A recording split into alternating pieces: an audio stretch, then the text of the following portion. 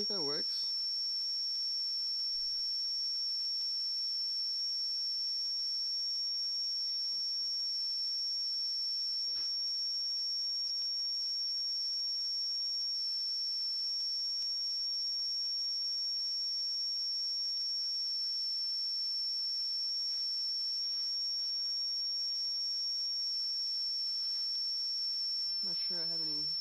I'm not sure I have any sound.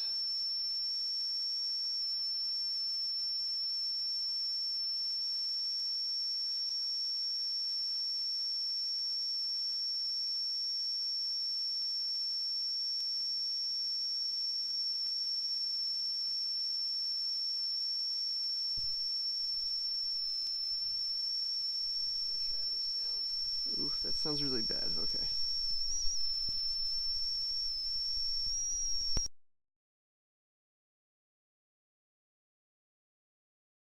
I'm streaming. It's my microphone. It's making a weird noise.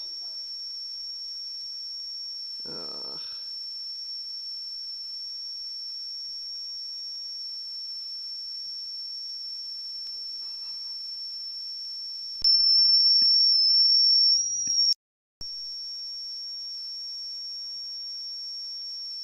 That might be better.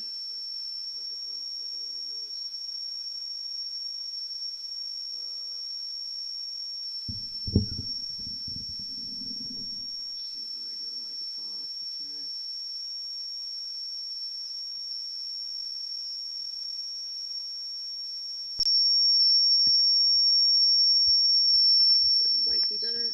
What is that?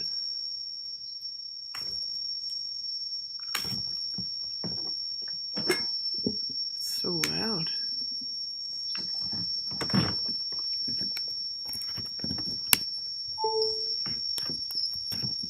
Oh my goodness. Might be better. What is that?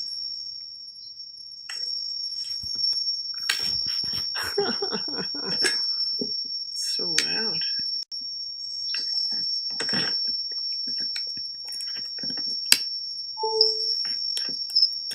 Oh my goodness. Might be better. What is that?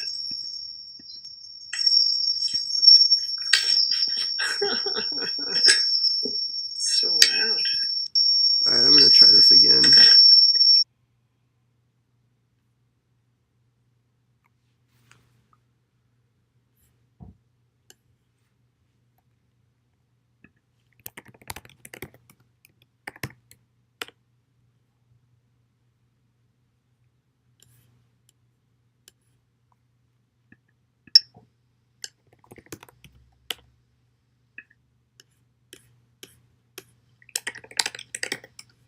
I guess we're doing questions on Twitter. Cool. I'll just have my Twitter feed. I don't want to show my notifications. I do not know how to do this. I can use the comments on YouTube. Okay, I guess we're doing questions on Twitter. Cool. I'll just have my Twitter feed.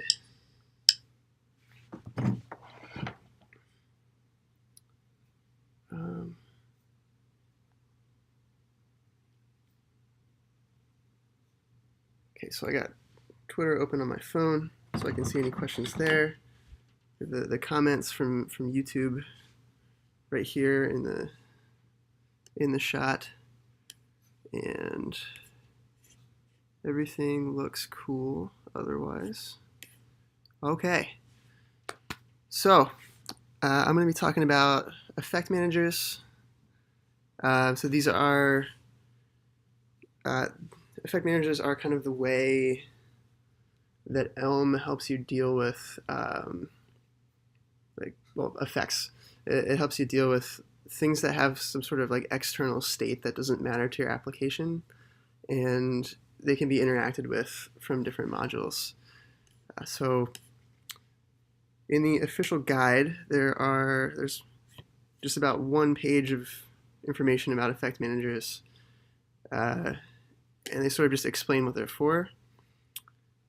But there's not a whole lot else in here because this is not like a fully thought through thing. So we leave that to Evan to kind of figure out how he wants to document it. And so tonight I'm just going to show the API and how they work, because I know a lot of people are interested in how their programs do the things that they do. So it's always nice to know kind of what the code that helps your code is doing. So I have this directory here. Open it up in Atom. It's totally blank, or it should be. Okay. I'm going to initialize an Elm project.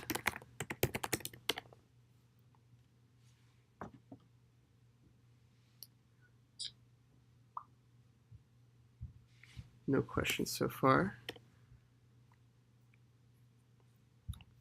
Got a fresh Elm project here, and let's install one of the modules that is an effect manager. So I think, what's like a nice simple one that doesn't have a lot of fancy code? Let's try keyboard. I think keyboard is pretty straightforward. So we'll do elm package install elmlang keyboard. Yes, yes. And we're actually going to dive right down into the packages and see what that installed code looks like. This is, oh cool, so there's not even any quote-unquote native code in this package, so I won't even have to kind of skip it and punt on it. Because that's a thing that comes up a lot in conjunction with effect managers, but I don't want to talk about native JavaScript modules for Elm. I just want to talk about effect managers. So yes, let's start with kind of the anatomy of this module declaration. So ordinarily, if we have an Elm module, we declare it like this: module main exposing whatever. And if we have an integer in here, we can expose 1 explicitly. So this is sort of like the basic, I get like the plain module syntax. And there are a couple qualifiers that you can add to module to have it do different things. And so one of those things is effect. Let's go back into keyboard, open this up. So we have, this is an effect module, meaning the compiler is going to understand it differently. And in the case of effect modules, it means that there is like a certain API that you have to implement in order for everything to work. And it's going to recognize functions that have certain names and certain signatures, and kind of use those to start things up. So this is the keyboard effect manager. And maybe before I go through all of this, oh shoot, there's categorization in here. I had a different one in mind that was really straightforward. Ooh, page visibility is good, but it'll be kind of weird to demonstrate. I'm going to do animation frame instead of keyboard.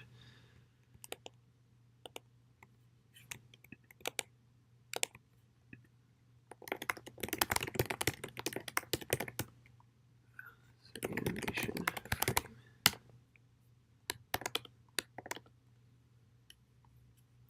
Okay, so forget keyboard, animation frame.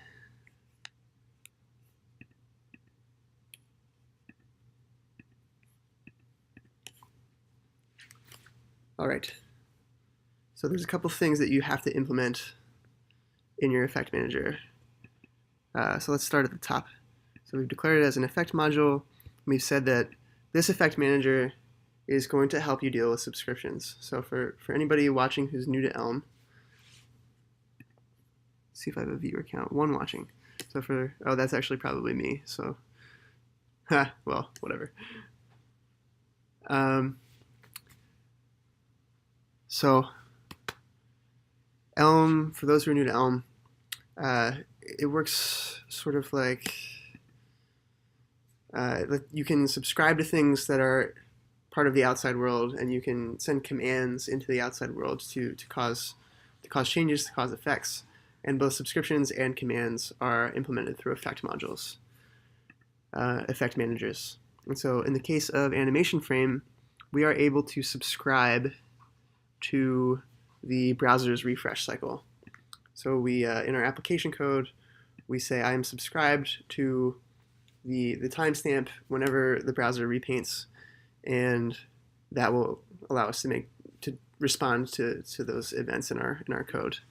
And why don't we quickly write out a nice simple program that demonstrates this? So import animation frame. We'll have a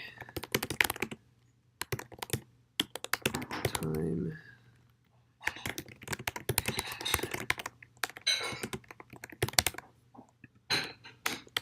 we'll just keep track of the current timestamp at each frame. And our initial model will be 0.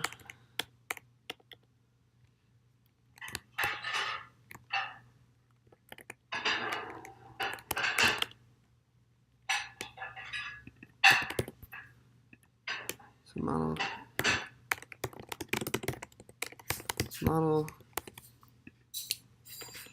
We'll have a message type. Next frame, and that includes the time. And then we have our update. Just message model.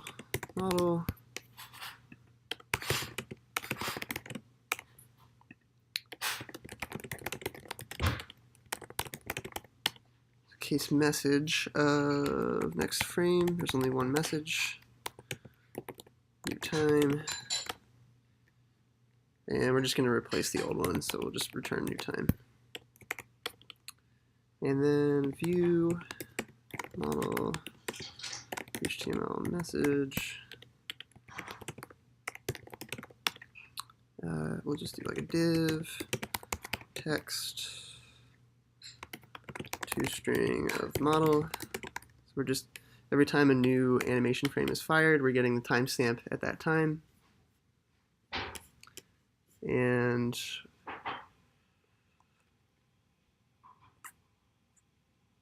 then just rendering it straight into the DOM. So nothing fancy. We should just see like a number that's quickly incrementing in our browser. So let's wire. Oh, then we need the subscriptions. So this is the main point. So subscriptions takes a. Sorry, we have to return a command here. Subscriptions takes the current model and tells the Elm runtime which things we're interested in subscribing to right now. And so the subscriptions are going to be of some basic type, but then transformed by our code into a message that our update function understands. So our model's not really driving whether we're listening or not right now, so we can ignore it, and then we'll say animation frame dot times. And we need to pass in a function from time.time to our particular message type. In that case, we can just pass in this constructor for next frame directly, because it's taking a time and returning a message. I have not exposed a whole bunch of things. I need HTML, div, and text. Oh, I spelled frame wrong. And then we'll wire it all together in main. So main is an HTML.program where the view is the view, and the update is the update, and init is the initial model, and no command, command.none, and subscriptions are subscriptions. Spelled it wrong again. Great.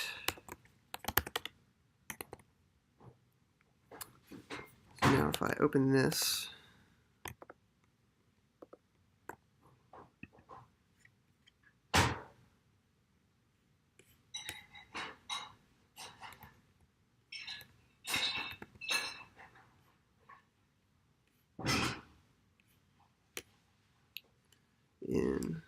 I'm keeping an eye out for questions. So we open this in Elm Reactor. No, that's not what I wanted to do. Okay, 2 people watching now. Somebody's watching. What's up? So we can see on every animation frame we're incrementing by however long it's been since the last animation frame in milliseconds. So we've subscribed to the current time at every animation frame in the browser. And the thing that lets us do that is the effect manager for animation frame. So that is the topic of discussion for today. So this function animation frame.times, we can find that. Oops, that's fine. We can find that in here. So that's this function right here. So what that's doing is taking this function subscription, and that function is, it's kind of, I'm not sure if it's generated. I don't actually know this little piece of information, but I don't know if it's generated or if it's some sort of generic thing that the runtime knows how to figure out. But it's going to take whatever like tagging function that we pass in. In this case, it's our next frame message. So whatever is converting the type of interest to the message type for that particular module. Or for us, the type of interest is time, and for us, the type of message is this particular message with next frame as one of the constructors. It's taking that and kind of wrapping it up in something that our effect manager knows how to deal with, and then calling this sort of like built-in subscription function that the runtime or possibly the compiler knows how to deal with. So this is kind of where we hand off to the runtime to deal with it and make sure that things are scheduled properly and subscribe and unsubscribe as modules are doing so, and keep everything clean and avoid memory leaks and just do all those great things. So what that gets us is a totally separate and distributable module for listening to animation frames or to listening to whatever, and creates a really, really clean separation from our application code so that we can be completely declarative about what we're subscribing to. So if you're thinking about maybe JavaScript, where you have to do add event listener and remove event listener and make sure when things are changing in your application that events are properly cleaned up. Elm's model for listening to things like top-level events like animation frames is a lot more clean and automated, and lets you just express what you're interested in right now in terms of a function that returns a value. So that's my explanation of where the interface between modules and effect managers happens. So we've described subscription, and we've also exposed the fact that I don't really know where it comes from, and let's move on. So here we're calling times, and we are constructing a mysub with this tagger, we call them. So this is going to take an instance of, not an instance, but a value of mysub, hand it to the runtime, and the runtime will figure out when to hand it back to us. And when it does, it's going to call this onEffects function, which is just got a ton of stuff going on. So let's break it down a little bit by a little bit.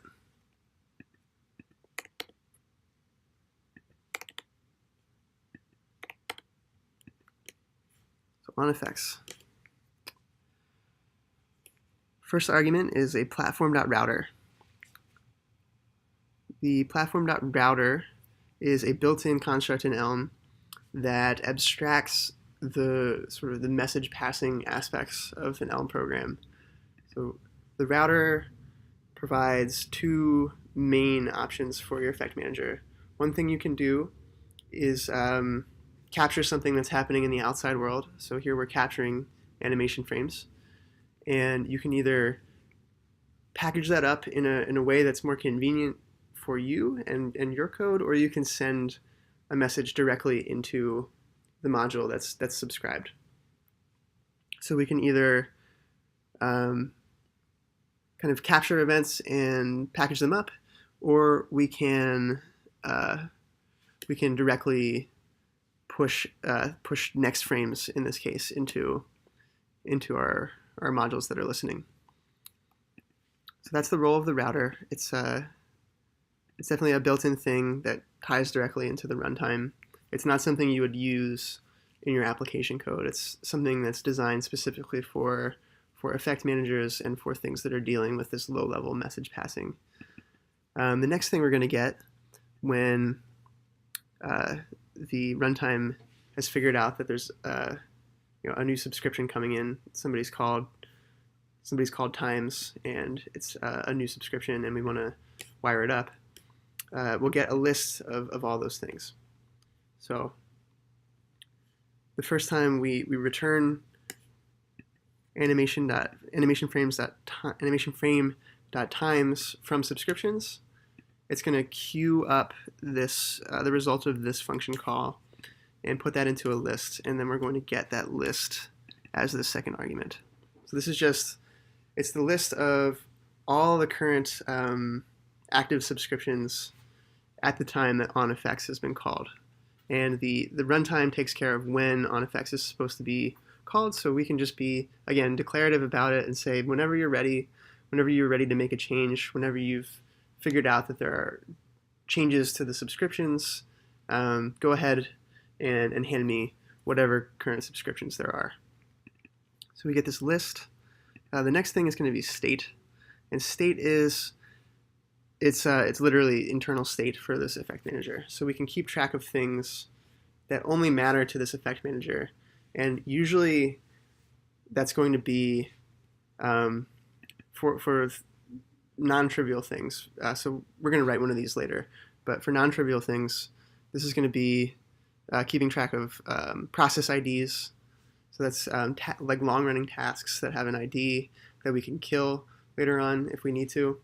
If the sub is no longer present, it's going to keep track of the actual subscriptions that are present at any given time, and then anything else we need to take care of. So in this case, we can also listen to the differences between each animation frame, and so this allows us to keep track of what the previous timestamp was so that we can compute the diff on each step. So let's dig in here. And then this whole function is meant to return a task. So effect managers are entirely based on tasks, and onEffects gives us the opportunity to take the current state of things, the current set of subscriptions, and use the router and use any task-based things to put together some messages that are going out into the application, and then update our state accordingly. So it's all asynchronous, and it's all based on tasks and processes and message passing, and all of that magic happens in onEffects. So let's see. So there's a couple states that we're dealing with here in onEffects. So the first is from our state, which is up here, request. From our state, we have a maybe process ID, which means that we may or may not be receiving animation frames from the browser, and we have the previous time. So we're going to pattern match on this pair requests, which is a process ID, and the current list of subscriptions, and we are going to say if there wasn't anything being listened to before, there's no current process ID, so we weren't listening for animation frames before, and there are currently no subscriptions, then we're fine. We're just going to pass back a state in a task that says there's nothing here, nothing's changed, so just don't do anything.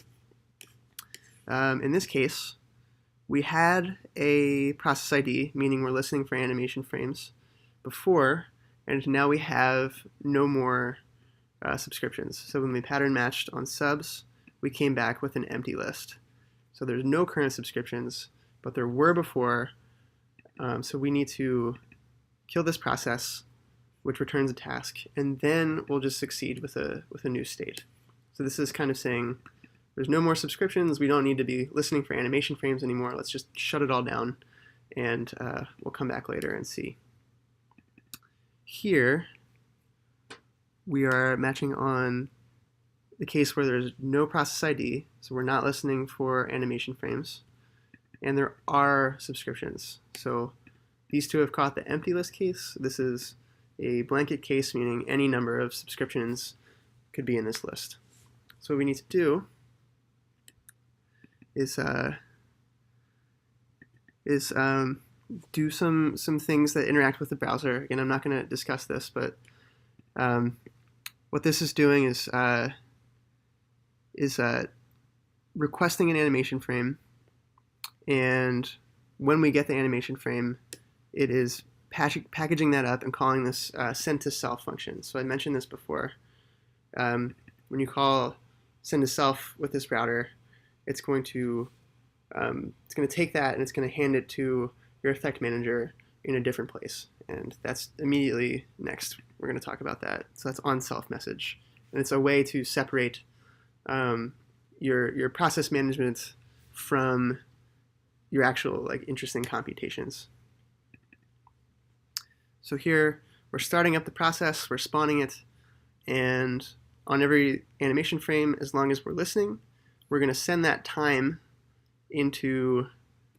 back into the effect manager by calling send to self. And then once that's all wired up and ready to go, we'll take the process ID for this particular process. So process.spawn returns the process ID when it resolves. And we'll take that, we'll get the current time so that we can be able to compute the diffs correctly, and we'll pass that in as just process ID. And then in the case where we're listening and we have a set of subscriptions, all we're going to do is swap out the old subscriptions in the state for the new set. And we're going to deal with those subscriptions in our onSelf message. So to recap on effects, it is being called by the runtime whenever the runtime feels that we need to deal with the new list of subscriptions. So the model changes, and then our subscriptions function in our main is returning a different subscription. So actually we can emulate that. So let's say model, and we could do logic like if model is greater than or equal to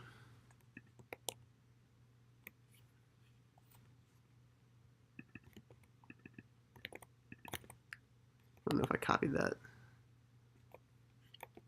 Nope. Yeah, some number, whatever.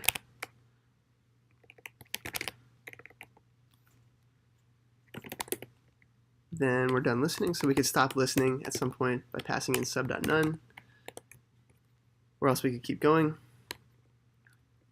And so if that happens, if we reach this case, and this is a completely made up number, don't take it seriously. If we reach this made up number, subscription is going to be called again, or subscription is being called continuously, but it's going to return a different value. So we've detected a change in the runtime, and that's when we're going to call on effects. And in that case, since that was the only subscription, then we would end up at this. So we would have a now empty list and a previously running process, and we would shut it down. Okay. So, like I mentioned in here, we're grabbing times, we're grabbing timestamps from request animation frame, and we're sending it back into this effects manager. And on self message is where we're going to actually process them and figure out what we need to do to make sure the app code that is listening to this is getting what it needs. So in onSelf message, we've got the same router, which is again an abstraction that we use only to send messages to ourselves or into applications. We're getting the time that was sent in here. So we're passing this function in. It's going to be called with a time. That is the value here. And we again have our state.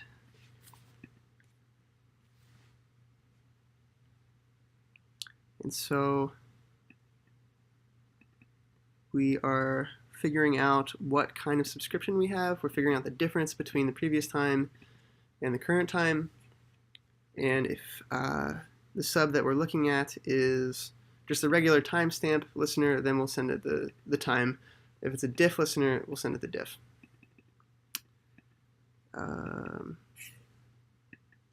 Since we've been talking about diff so much, I might as well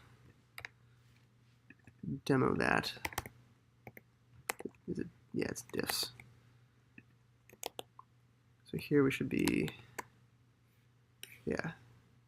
So now we're just seeing the differences between each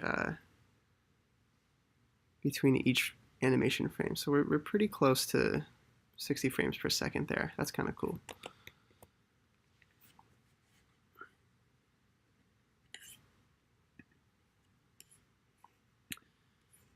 Okay, and then here we're doing something interesting.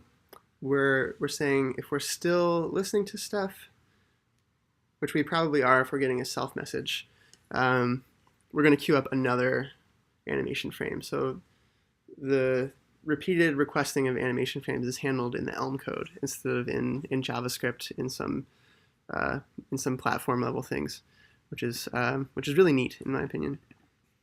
So it's going to spawn off one of these again. So exact same thing as right up here. Just requesting an animation frame and then telling it where to go. Except sorry, I shouldn't have said exact same thing. There's one difference in that before we hand off the new state with the process ID for this animation frame request, we're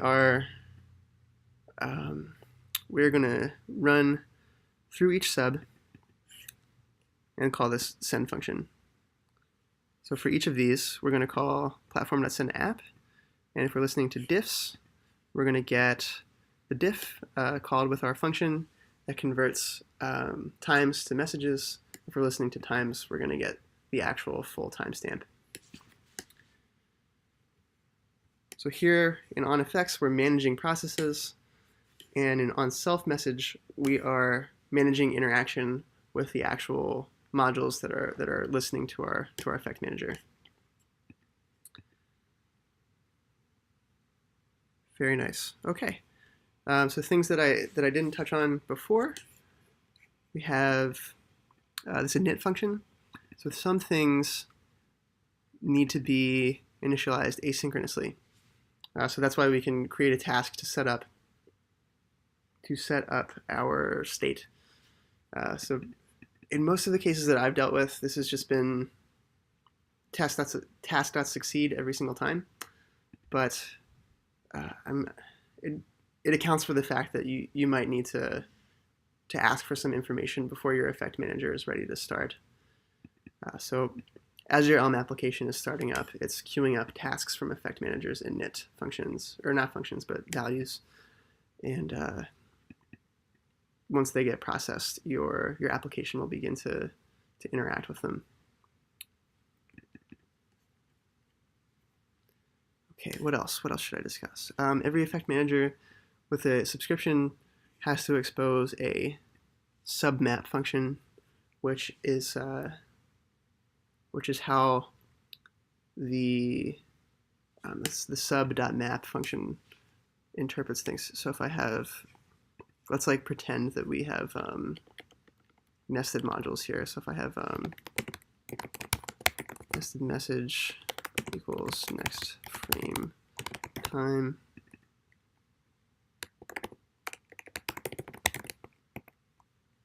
and this is a nested message.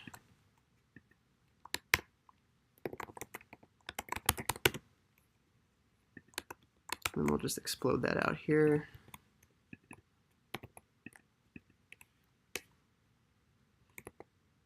Okay, this is going to complain because it wants to be a sub message, but it's a sub nested message. So what we need to do is call sub.map inner message. So we're mapping the subscription that was returned by this function onto this message type in order to get the right outgoing message, or incoming message, sorry, I should say. Let me check Twitter real fast for questions. Okay, no questions. Or are there? No, there are not. Cool. So when we call this the sub.map function, let me make sure my display is cool.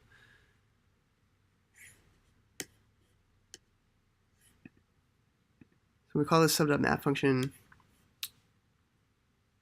Internally, this submap function is being called. So it's saying this subscription comes from this effect manager. It's coming from animation frame. And so when we map this, we're going to take the message constructor that's mapping next frame it's mapping nested messages onto messages. It's mapping next frame with inner message.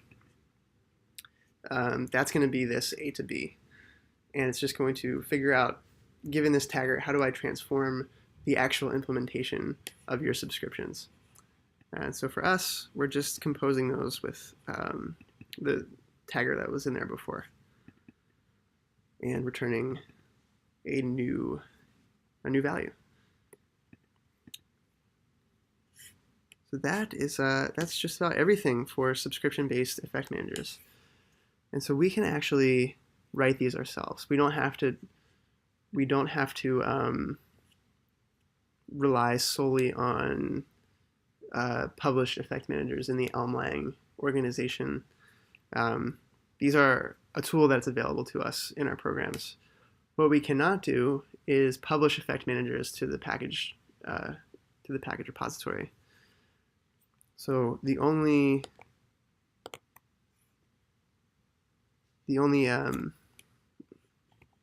packages you'll find on package.elmlang.org are in here for now. They're all maintained by Evan and by the folks in here. But yes, you can totally write them yourself for your programs, for your applications, and use them. So they do offer you some interesting capabilities. And I want to demonstrate doing that right now. So our manager.elm. So let's start off by declaring effect module our manager. And we'll say where subscription equals my sub, just like before, exposing whatever for now. And so let's go over those things we have to define. So we need this my sub type, since we've told it this is the type that's allowed into the subscription function. My sub equals my sub. Elm format, saving the day. And then this is really cool. Whenever I'm playing with effect managers, I love letting the compiler tell me what to do. So for every function that we don't have, it's gonna have a compiler message to tell us what we missed. So we define submap. Has to have this signature. Actually, my sub has to be parameterized on message.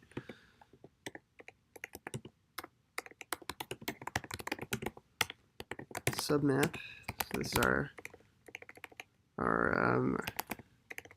higher tagger, and this is our sub.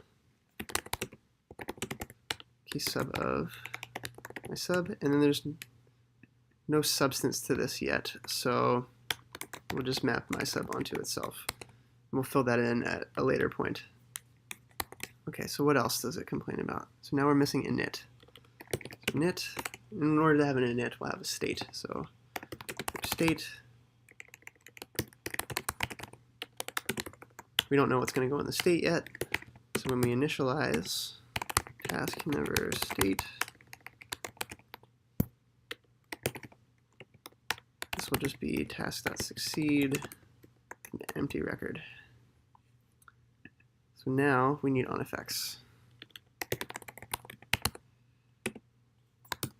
onEffects is a function that takes a platform.router of the user's message type, the message type for this incoming subscription. And it's going to also take a type for whatever we'd like to deal with in onEffects, and we don't, in onSelf message rather, and we don't know what that is yet. So we'll just we'll make that the unit type for now. And I like to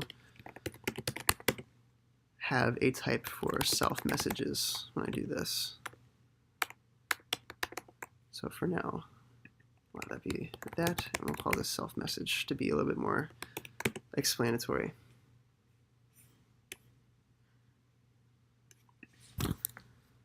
What else?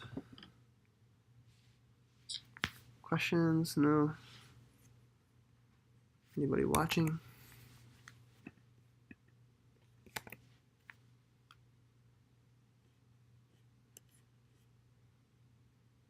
Okay. Stream quality seems okay. Yeah, so next argument is going to be the list of subscriptions that just came in.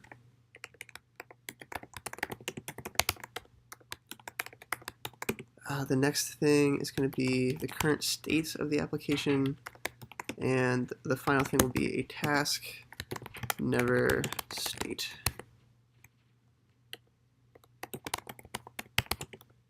We don't have a definition for this yet, so I like to call this old state. We'll just task.succeed old state. So we're laying out the scaffold for our effect manager. And then the last thing is onSelf message. So this again takes a router.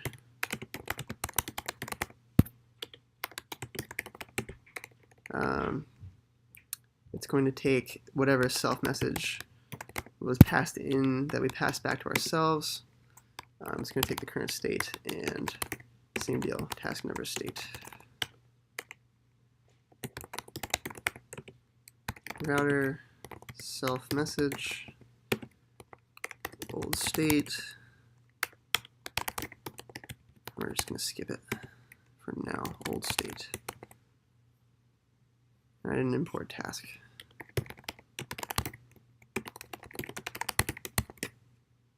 There we go. So we've got all our functions. Now I'm going to throw a little bit of a wrench into things because we haven't talked about command subscriptions. And the reason for that is that command subscriptions in the wild, the ones that I've interacted with, are sufficiently complicated that I wouldn't feel comfortable explaining them live right now. So I'm going to demonstrate them by writing some. So it's going to be pretty similar. It's not going to be too jarring of a change. So we also add a my command type. We say what type is allowed into the command function. We have to define command map, A to B, so you can see the parallels here. My command A, my command B, command map, tagger, command, so case, command of my command.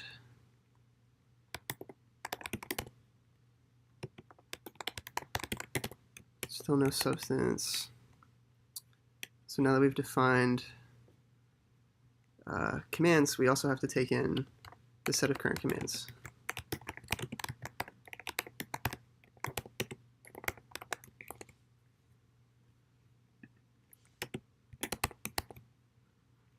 And on-self message stays the same. So we can also respond to commands by sending messages to ourself and leave all of our organizing logic in the on-self message. So what are we going to do with this command and subscription? It doesn't do a whole lot, does it? So let's have my command accept a string from an update function. So this will be, actually I don't think this has to be parameterized on message. Once again, I don't frequently interact with command effect managers. So let's take a look at something more complicated and just get a feel for what that type should be. So this is the navigation module. All right, so it's still typed. It's just we don't care about the type in the actual constructors. Yeah, so message. So let's call this like listen or like send. We'll have a string, and we'll call this one listen instead of my sub. And that'll take the string that we sent and send it back to the application. Maybe we'll modify it a little bit. So now we change this around. Say listen, tagger, and we'll package that back up in a listen with a tagger composed with higher tagger. And this will be send string, and since we're not dealing with messages in these commands, we can just hand back send string again. Okay, so now we'll probably want to keep track of just the listeners, and this will be a list of my sub. Incoming send for self message, and that'll be the string that was sent in. Oh, it's in type instead of type alias. And here we succeed listeners as an empty list. So now we're ready to start working on this logic. So the first thing we're going to do is let so we need to loop over our commands, convert each command into a self message, and send those to self. So let's see, let's do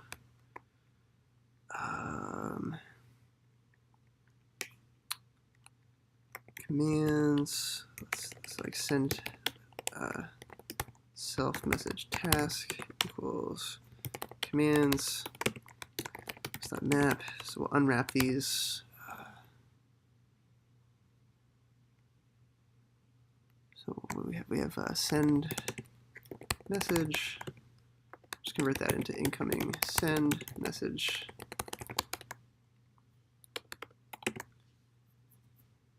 And so we've converted from a my command to a self message.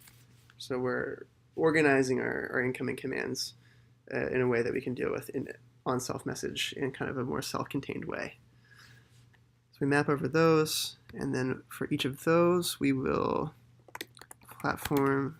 Do I need to import platform? I probably don't. Dot send to self router.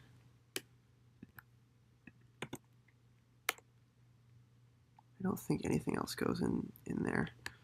And then all of those need to be passed through task.sequence.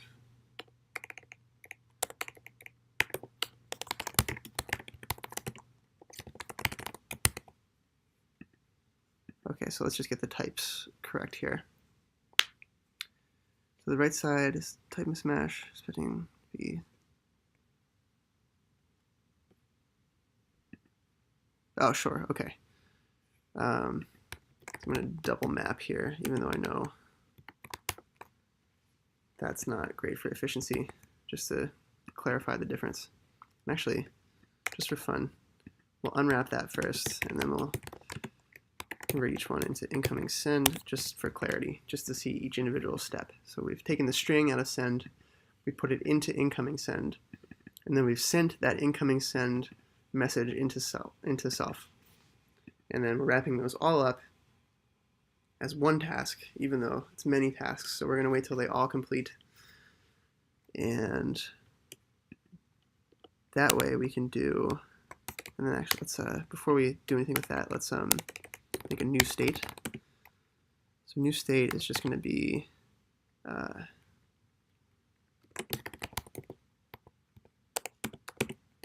just the subs. It doesn't matter what the old subs were, because the runtime is taking care of making sure if any subs that used to be in there need to stick around, that they are still in there. So there's sort of a diff that happens behind the scenes, so that we're only getting the relevant subscriptions every time.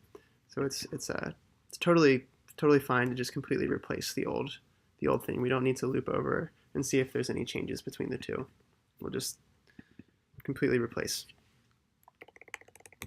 So now we can do self-message task.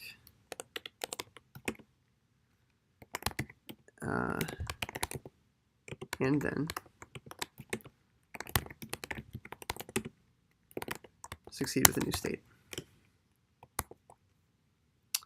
Okay.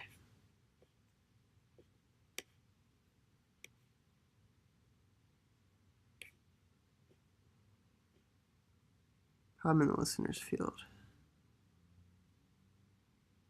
Did I spell it wrong? What did I do?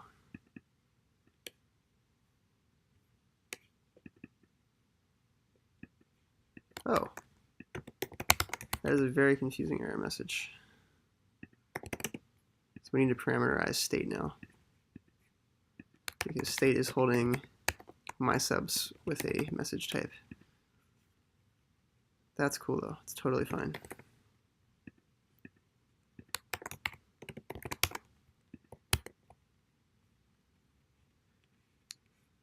Let's just see, it has too many. Okay. Last little fix here, I think. Good deal. All right, so now on effects is all good. So if our update function sends a send command out, on effects will be called. We'll get the list of current subscriptions and loop through all of those send commands and ask that they be sent back into our effects manager as self messages. And so now we deal with them here. So we have a list of oh no, these are individual self messages. So for each self message, we're going to handle it this way. We're going to take that self message of incoming send message, and we are going to loop over old state. Yeah, so let's set up another app message task. Time we got, okay, not too much longer now.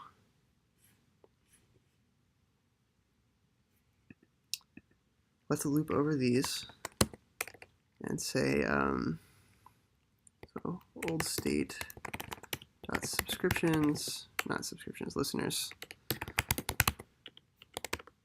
list.map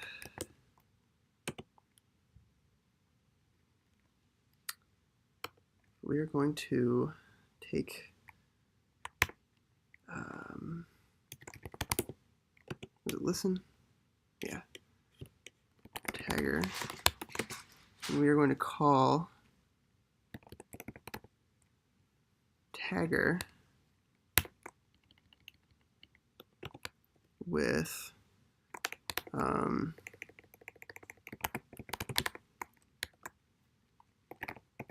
going message some string prepended to message.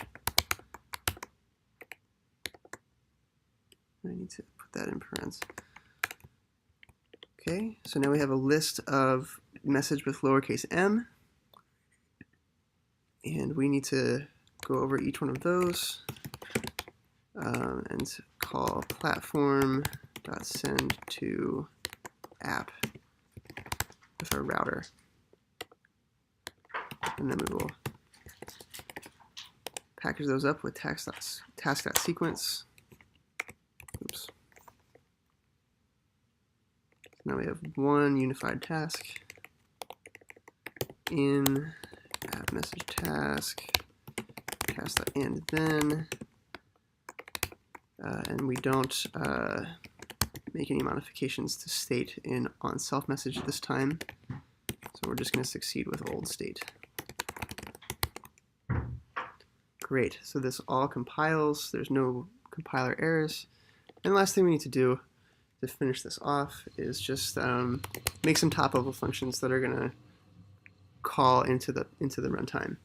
So we'll have send, which takes a string and returns a command message. So send our message is equal to command send message. Putting everything together, and then we have listen. It's going to take a string to message, and I realize this message kind of that'll be confusing. I hope it's not so bad. It's going to return a sub. So we have our tagger, and we are going to call subscriptions with a listen tagger, which is just subscription. And so from here, we hide all the details of this and just say you can send stuff and you can listen. So we've done a bunch of complicated stuff with message passing and internal state, separate state, I should say, and only exposed some like really limited and nice APIs. So now let's import our manager.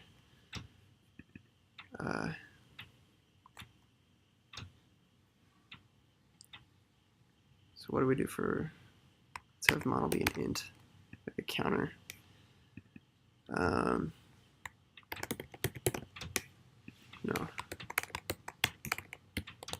We'll have our counter, which is an int,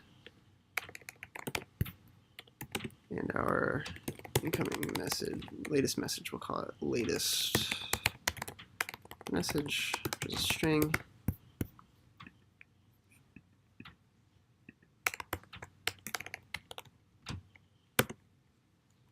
So counter will start at 0, and latest message will be nothing yet, frowny face.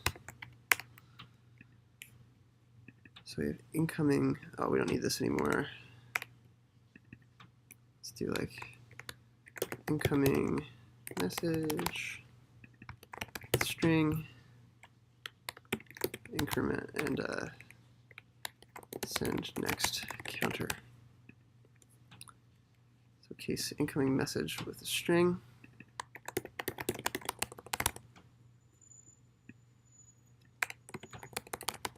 We're going to replace latest message with message, no commands there, and send next counter.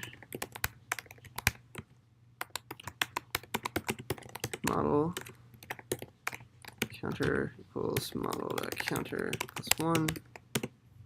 Let's call this send current counter.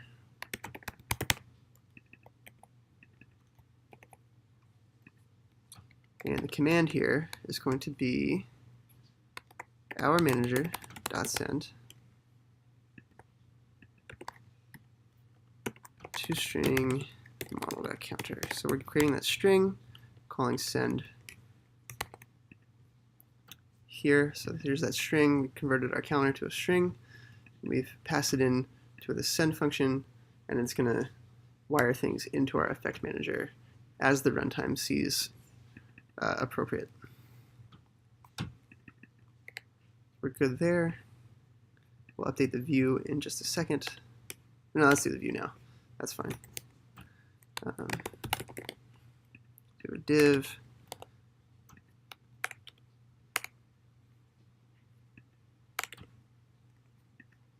So the text we want to display is going to be model.latest message. And then let's import button.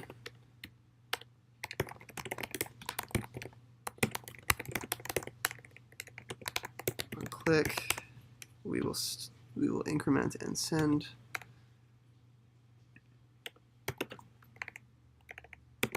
Formatting's all over the place.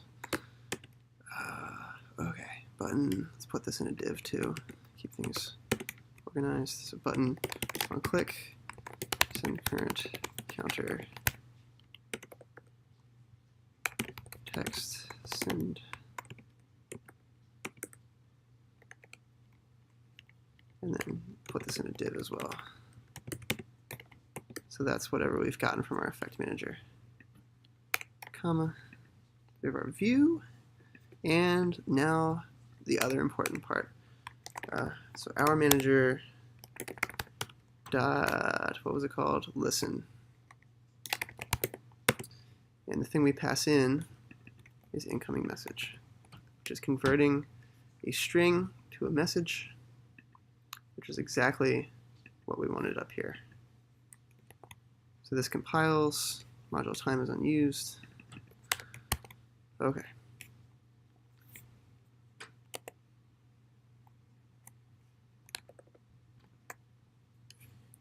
So we're sending stuff's going into the effect manager and then coming back out.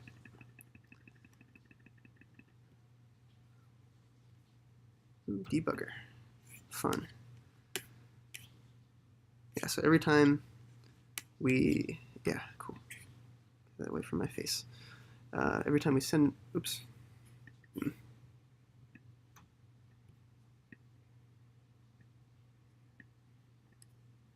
It's kind of squished. Okay. Every time we send,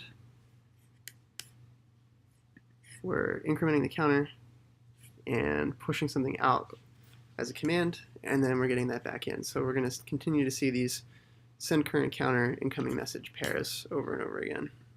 Let's refresh just to get a clean history.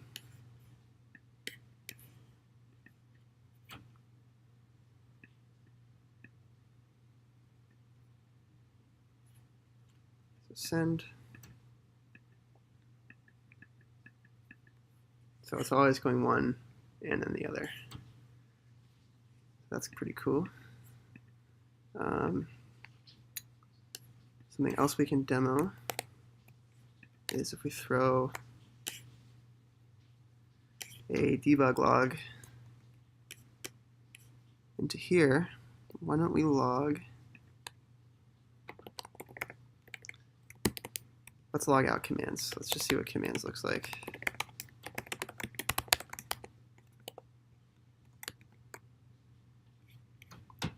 So it starts up, it will have called init, and it's got no commands yet. So it's finding a command, pushing it through, and then finding out that it has no commands this time, and just not doing anything.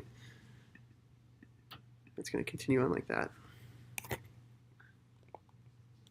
It's important to remember that Elm's runtime schedules tasks, so there could be scenarios where there's many commands at once that we need to deal with, and that's why that's why we get a list instead of individual commands. Then let's log out subs. Friends there.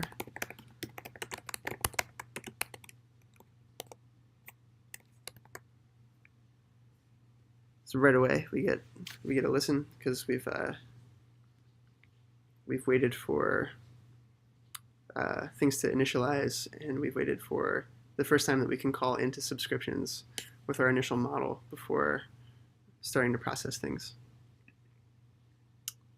So we're always having listen, and we get the commands just like before. And then last thing I want to log out is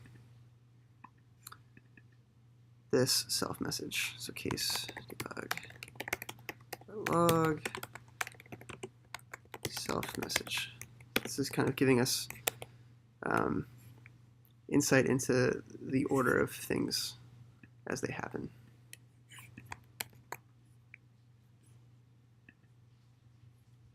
So on effects is called. We process our subs and our commands. In the process of dealing with our commands, we've sent a message to self, and so we deal with the self message, and then we come back to see if there's any more commands. Okay, so that is everything. That is all I wanted to teach about effect managers and how they work. Those topics I didn't really discuss are like when you would use an effect manager. I don't want to talk too much about that tonight, mostly because Evan hasn't written a whole bunch about them in the official guide, so I don't want to communicate about that before there's like official communication. Except that we can see, I mean, there are examples right here that we can look at. So real-time communication with like very specific interfaces. So Phoenix channels and Firebase are instances of that, and GraphQL for caching, because we have this separate state where it's okay to keep that cache across many modules throughout our application. It's just, entity caches, and it's sort of it's supposed to be like a true representation of what is on the server anyway. So things that are not specific to one module or the other. But beyond that, I don't want to discuss because there hasn't been more official writing about it. So yes, that is how effect managers work. That is at the very simplest level how you write one using commands and subscriptions.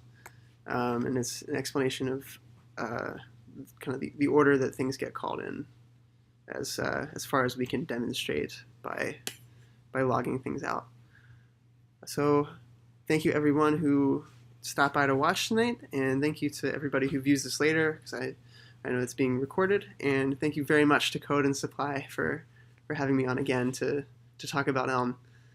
So I'll see y'all next time.